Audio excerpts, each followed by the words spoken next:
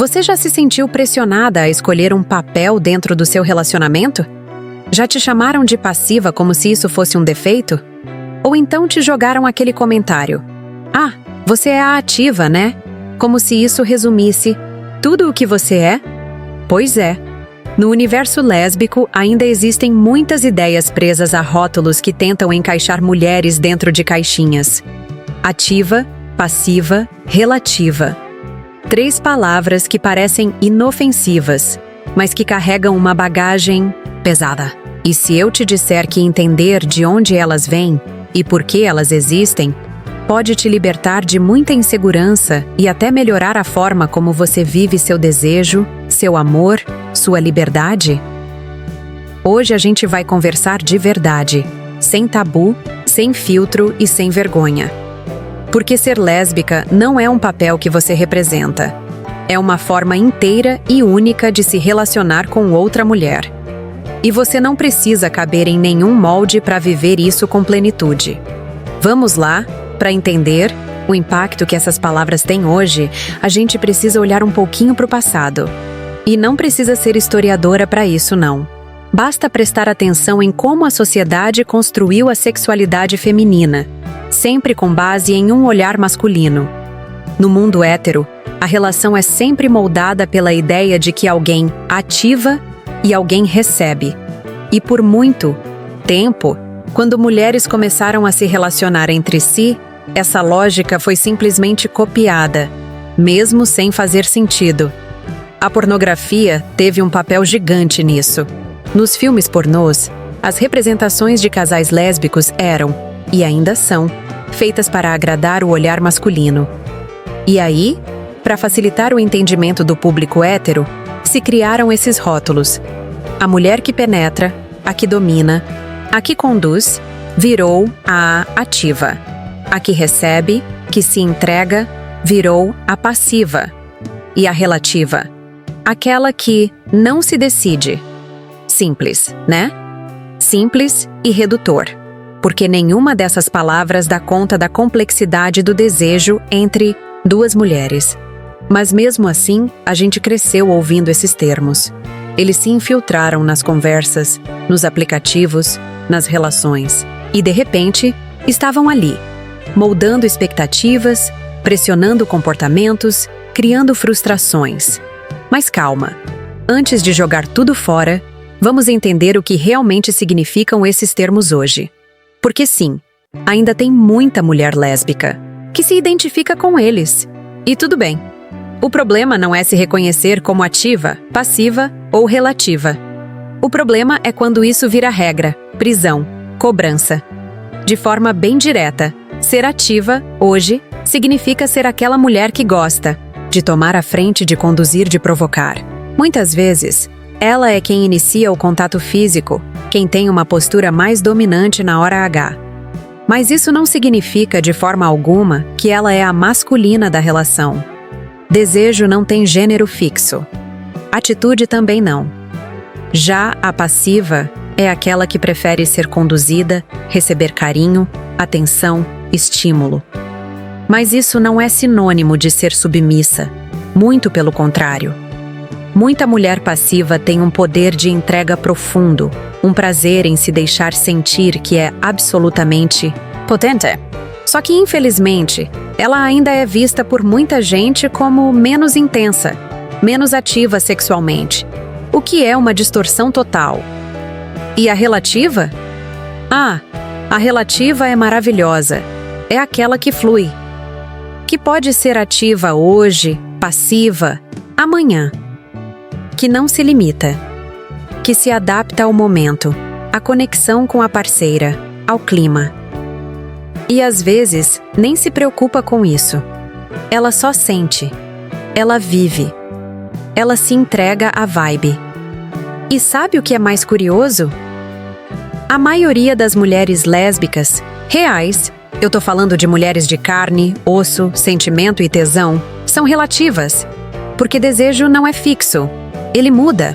Ele se transforma com o tempo, com a intimidade, com a liberdade que a gente sente ao lado da pessoa.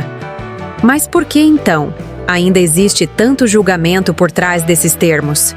Porque, mesmo sem perceber, a gente foi ensinada a competir, a se encaixar, a provar que é boa de cama, que sabe fazer direito, e aí os rótulos viram armas. Ah, fulana é passiva demais. Nossa, Beltrana é ativa, mas não sabe fazer nada. Cicrana é relativa, mas na hora H fica esperando que a outra faça tudo. Já ouviu algo assim? Já pensou isso de alguém? Ou pior, já pensou isso de você mesma? Esses julgamentos machucam. E machucam ainda mais quando vem de dentro. Da própria comunidade, porque a gente espera acolhimento, compreensão, liberdade. Mas muitas vezes encontra crítica, comparação, vergonha. E isso impacta direto nos nossos relacionamentos. Quantas vezes um casal entra numa relação já assumindo papéis que nunca foram conversados? Uma se sente obrigada a ser a ativa, só porque a outra é mais quieta. A outra se sente culpada por não tomar iniciativa. E nenhuma das duas está realmente sendo quem é. Estão atuando, cumprindo papéis, com medo de frustrar, de decepcionar, de não ser boa o suficiente. Esse medo trava. Ele trava o corpo, o prazer, o toque, a espontaneidade. Ele transforma o que deveria ser desejo em obrigação, intimidade em performance. E aí, o sexo deixa de ser conexão e vira cena ensaiada. Você já viveu isso?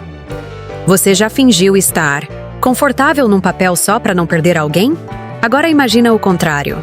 Imagina um relacionamento onde vocês conversam sobre o que gostam, sobre como se sentem, sobre o que querem experimentar.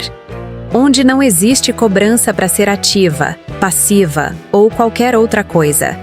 Onde existe liberdade, curiosidade, respeito pelo tempo e pelo desejo da outra. Eu conheço um casal que viveu exatamente isso. No início, uma delas se dizia completamente passiva. Não se sentia confortável em tomar a iniciativa, nem em tocar. A outra, por outro lado, sempre se considerou ativa, mas começou a sentir o peso de sempre ter que conduzir. Com o tempo, começaram a conversar. Abriram espaço para tentar novas formas, sem expectativa, sem pressão, e de repente, aquela que era passiva começou a descobrir prazeres que nunca tinha explorado. E a que era ativa pôde descansar, se permitir ser tocada, ser levada. O relacionamento das duas mudou. E não porque elas inverteram os papéis, mas porque elas se libertaram deles. É sobre isso. É sobre viver uma sexualidade que não tem roteiro pronto, que não exige performance, que nasce do sentir, do confiar, do se abrir. E quando a gente entende isso, tudo muda. A forma como a gente se olha, como a gente se permite, como a gente escolhe viver a nossa liberdade. Porque no amor entre mulheres, não existe lado fixo da cama. Não existe posição obrigatória. Existe entrega. Existe respeito. Existe desejo que dança, que muda, que se reinventa. Então, da próxima vez que alguém te perguntar, você é ativa ou passiva? Aí talvez a melhor resposta seja, eu sou livre. E você? Talvez você se identifique com uma dessas palavras. E tudo bem. O que não dá é para elas te limitarem. O que não dá é para você se encaixar num papel que não te faz feliz. Seu prazer é seu.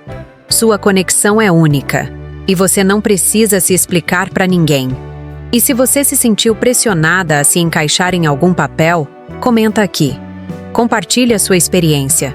Isso pode ajudar outras mulheres que estão vivendo a mesma coisa. E se esse vídeo fez sentido para você, deixa seu like, se inscreve no canal e compartilha com aquela amiga que ainda acha que precisa escolher um lado. A gente vai continuar falando sobre tudo isso por aqui, sem rótulo, sem julgamento e com muita verdade. Porque o amor entre mulheres não precisa de papéis. Só precisa de presença, escuta e vontade real de se conectar. E você? Tá pronta para se libertar disso tudo e viver de um jeito mais leve, mais verdadeiro, mais seu? Até o próximo vídeo. E lembra, você não precisa ser ativa, passiva ou relativa. Você só precisa ser você.